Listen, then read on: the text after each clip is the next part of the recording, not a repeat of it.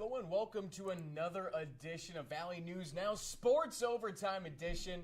Duke Schindler here with you to take you through what's happening around the area and highlights from this past weekend. We'll start it off with none other than football season. It's officially in full swing here on Sports Overtime and Valley News Now Network. Bison, to nobody's surprise, has been rolling to start the season. And you remember that soundbite we heard from Coach Pawlusak last Friday about making sure the Bison lock in on offense because that Tennessee State coordinator out there is going to bring the heat? Well, NDSU might have just taken that to heart. Go ahead and check this out. We'll run some highlights from you. Bison threatening early in the first quarter, marching down that field. Hand up, right up the gut for Barika Binu. Get off him, spinning through defenders for the early diving score. 57 and 3 tutties on the day for the senior. But how about some love for the defense? Watch out, there's Toby and Nene coming at your screen. That forces fourth down, and the Bison start to run away with it.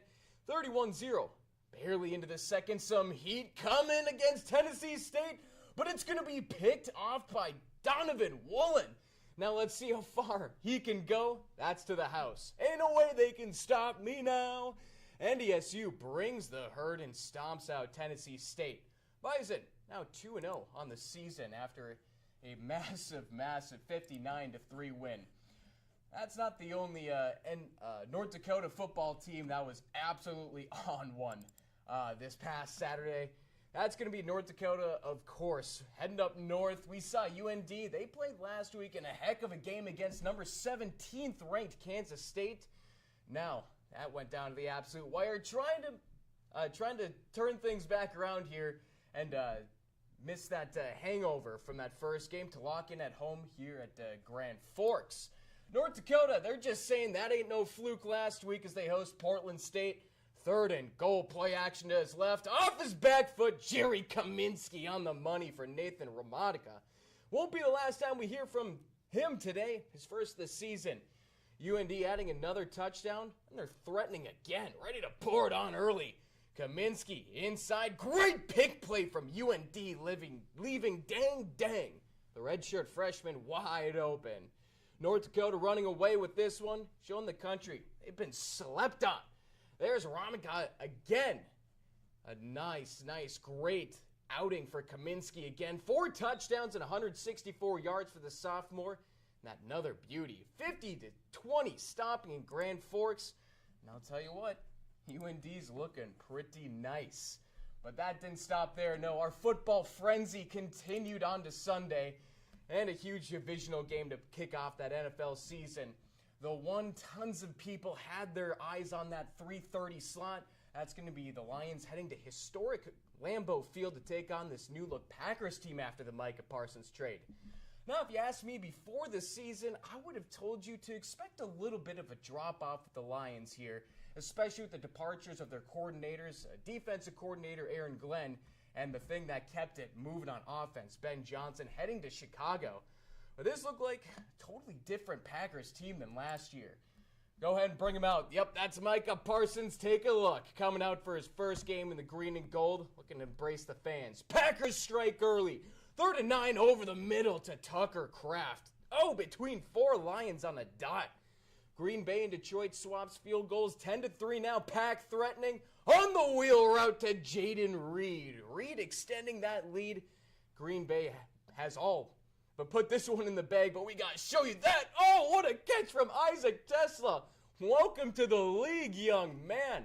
Absolute snag, and no better way to start off your NFL career with a touchdown like that. How about that? Absolute snag, but of course, certainly not enough.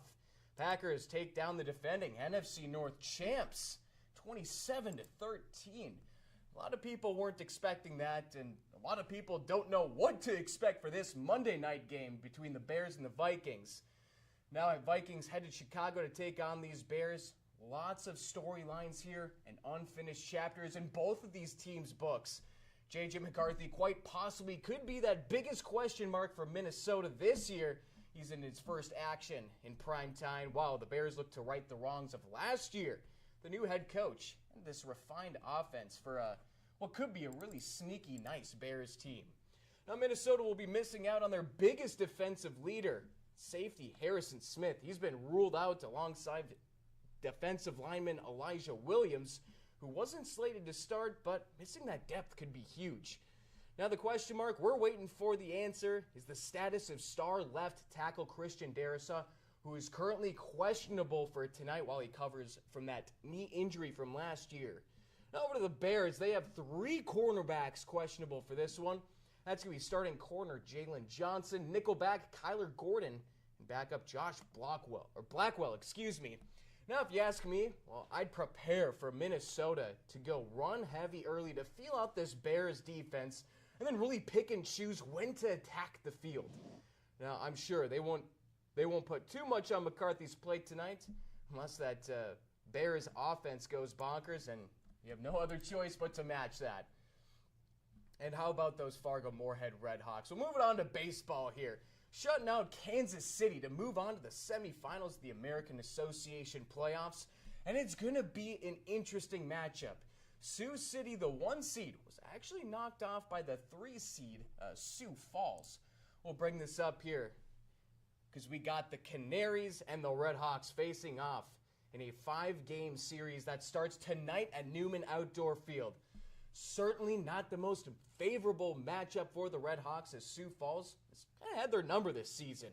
A 4-9 record versus the Canaries and losing the final 3 games of the regular season to Sioux Falls. But hey, I'll tell you what, they got $1 hot dogs all game long as Fargo-Moorhead looks to take game 1 in a best-of-5 series. Gates open at 5:30 with the first pitch coming at 6:30 p.m. Now, week 2 is in the books for some high school football and some surprising scores from around the area. Here on Sports Overtime, got you covered from the scores around the area. We'll bring it up here. First one, Wahpeton and Watford City. Wahpeton, they're falling to 0-2 after scoring 12 for the second straight week. And what a game a lot of people had their eyes on, Kindred and Horace. A great game as the AA champ from last year, Horace, hosted single A runner-up Kindred. But Kindred gets him at the buzzer, moves to 2-0 after holding off a late Horace run. Now, Fargo North and Bismarck, that ended up in a 7-17 game, low-scoring battle. Fargo North did their best to keep them on their heels, could not muster up enough offense. Devils Lake taking the game against Central Cass, another one heading down to the wire. Devils Lake coming out on top with a narrow 28-21 victory. Then Davies doing Davies things as the AAA runner-ups. Hey, run roughshod through Bismarck Century. Over to another set of games, Hillsborough Central Valley. That one, a shootout in Oaks, but the Tornadoes wreak havoc on Borough Ball.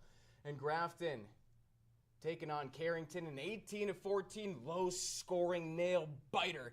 But Grafton, less than 20 points scored. Well, they hold a strong defense. An 18-14 win for them.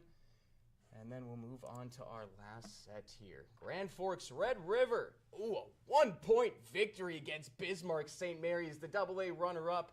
Red River found themselves in that dogfight Friday, but prevail in a 1-point contest.